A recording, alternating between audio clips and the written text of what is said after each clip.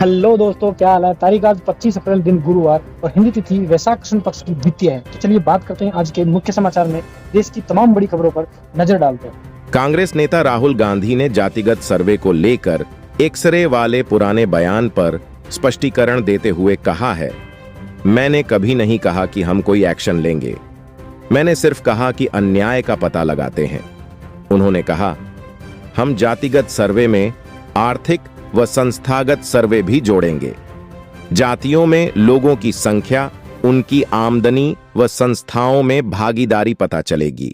वहीं अगली खबर है, रेल मंत्री अश्विनी वैष्णव ने कहा है कि अगले 5 वर्षों में लगभग सभी रेल यात्रियों को आसानी से कंफर्म टिकट मिल सकेगा। यह प्रधानमंत्री नरेंद्र मोदी की गारंटी है। उन्होंने कहा, पिछले 10 वर्षों में रेलवे के इंफ्रास्ट्रक्चर में अभूतपूर्व परिवर्तन हुए हैं। वैष्णव ने कहा, 2004-2014 तक 32,000 कोच बनाए गए थे। पिछले 10 साल में 54,000 कोच बने।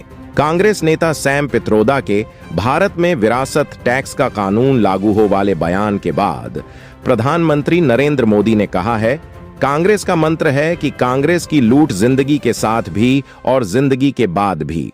उन्होंने कहा कि जीवित रहने पर कांग्रेस ज्यादा टैक्स से मारेगी और मरने पर विरासत टैक्स का बोझ लाद देगी। चलिए अगली खबर देखते हैं। पेटीएम पेमेंट्स बैंक के सीएफओ मुकुंद बारसगड़े ने अपने पद से इस्तीफा देने के बाद fintech company lending card join की है। वह ग्रुप सीएफओ के तौर पर लेंडिंग कार्ड से जुड़े हैं और कंपनी ने कहा है कि बारसगड़े फाइनेंस, कैपिटल मार्केट्स और कानूनी कार्यों का नेतृत्व करेंगे और कंपनी के उत्थान में महत्वपूर्ण भूमिका निभाएंगे। और वहीं खबर है कि आरबीआई ने बुधवार को बताया कि कोटक महिंद्रा बैंक पर ऑनलाइन या मोबाइल बैंकिंग चैनल्स के जरिए नए ग्राहक जोड़ने पर तत्काल प्रभाव से रोक लगा दी गई है। इसके अलावा कोटक महिंद्रा बैंक के नए क्रेडिट कार्ड्स जारी करने पर भी रोक लगाई गई है। बकौल आरबीआई, कोटक महिंद्रा बैंक के मौजूदा ग्राहकों पर इसका प्रभाव नहीं पड़ेगा। भारतीय रिजर्व बैंक आरबीआई ने अपने बुलेटिन में कहा है कि खराब मौसम की घटनाओं और भू राजनीतिक संघर्षों के चलते कच्चे तेल की कीमतों में अस्थिरता आ सकती है, जिससे मुद्रास्फीति का खतरा पैदा हो सकता है। आरबीआई का यह बयान आईएमडी द्वारा अगले कुछ दिनों में कई राज्यों में लू चलने की आशंका जताए जाने के बाद आया है।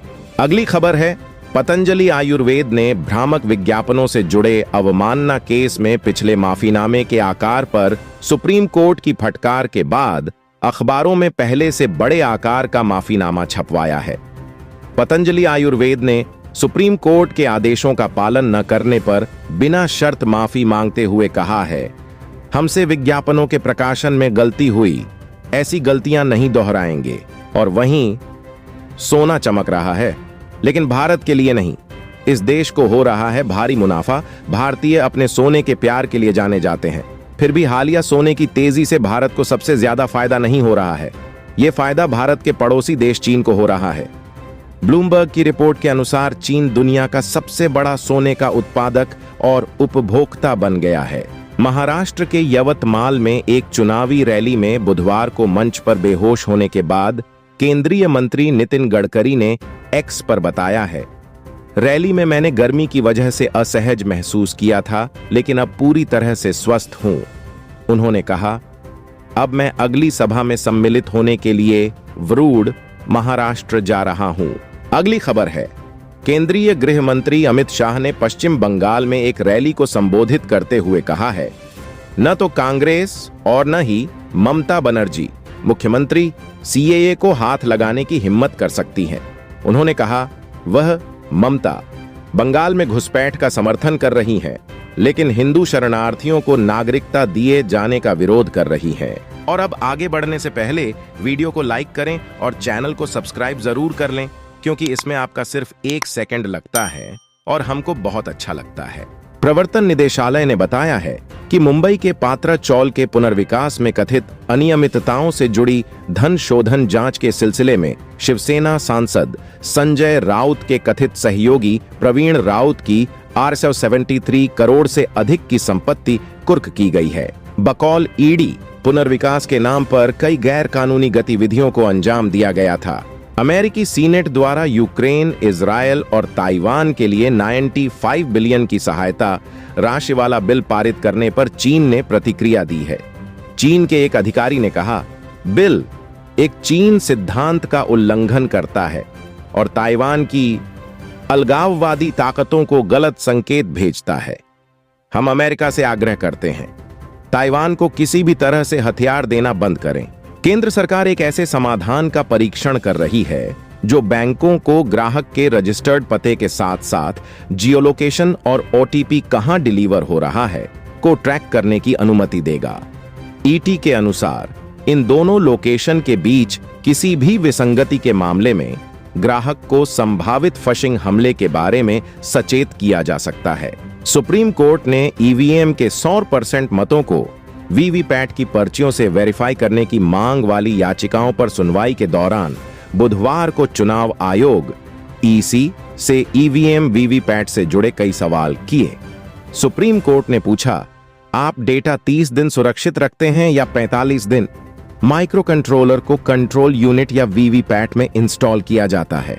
भारतीय रेलवे ने पानी की बर्बादी रोकने के लिए वंदे भारत एक्सप्रेस ट्रेनों में अब हर यात्री को 1 लीटर के बजाय 500 मिलीलीटर पानी की बोतल देने का फैसला लिया है। हालांकि यात्रियों द्वारा मांगे जाने पर उन्हें 500 मिलीलीटर की एक और rail near packaged drinking water बोतल बिना अतिरिक्त राशि के दी जाएगी। दिल्ली ने गुजरात को 4 रनों से हराकर दर्ज की चौथी जीत। अंक तालिका में 6ठे स्थान पर पहुंची डीसी ने बुधवार को दिल्ली के अरुण जेटली स्टेडियम में जीटी को 4 रनों से हराकर आईपीएल 2024 में अपनी चौथी जीत दर्ज की। डीसी ने मैच में 224 का स्कोर बनाने के बाद जीटी को निर्धारित 20 ओवरों में 220 के स्कोर पर रोक दिया। इस जीत के साथ डीसी आईपीएल 2024 की अंक तालिका में 6ठे स्थान पर पहुंच गई। पहले वीडियो को लाइक करें और चैनल को सब्सक्राइब जरूर कर लें, क्योंकि इसमें आपका सिर्फ 1 सेकंड लगता है और हमको बहुत अच्छा लगता है।